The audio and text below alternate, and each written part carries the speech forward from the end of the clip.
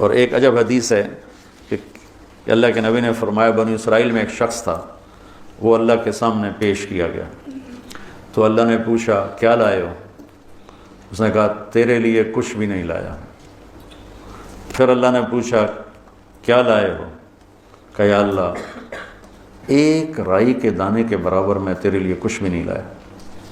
اللہ نے پھر تیسری دفعہ پوچھا کچھ تو سوچو کیا لائے ہو؟ کہنے لگا کچھ بھی نہیں لایا۔ پھر کہنے لگا ایک بات ہے اگر وہ تیری بارگاہ میں کوئی اس کی قیمت ہے تو۔ اللہ کو تو سارا پتا تھا۔ اللہ نے پوچھا کیا؟ کہنے لگا تو نے مجھے مال دیا تھا تو میں تجارت کرتا تھا، لوگوں کو مال اٹھواتا تھا، جو پیسے نہیں دیتا تھا اور دے سکتا تھا تو میں اسے تنگ نہیں کرتا تھا کہ پیمنٹ پہنچاؤ، میں اسے مہلت دیے رکھتا تھا، جب دے ٹھیک، اور جو تنگ دست ہو جاتا تھا، کوئی نقصان ہو جاتا تھا تو میں کہتا چلو اس کو معافی کرتا۔ تو اس پر اللہ تعالیٰ نے فرمایا تو میرے جیسا بننا چاہتا ہے، یہ تو میری صفت ہے کہ میں اپنے بندوں کو معاف کرتا ہوں، مہلت دیتا ہوں، چل بس اسی پر تجھے جنت کا فیصلہ۔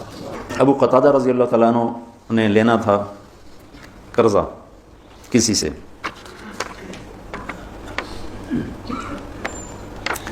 وہ لینے ان کے گھر پہنچے، وہ گھر چھپ گیا تو باہر کھڑے ہو کے انہیں زور زور سے آواز دی باہر نکل، مجھے پتہ ہے تو اندر ہے۔ وہ نکل نہیں رہے تھے کہ مانگے گا، میرے پاس ہے نہیں۔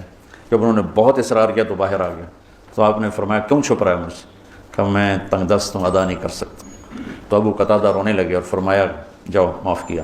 پھر فرمایا کہ جو اپنے قرض خواہ کو مہلت دے یا معاف کرے، اللہ تعالیٰ اسے قیامت کے دن اپنے عرش کا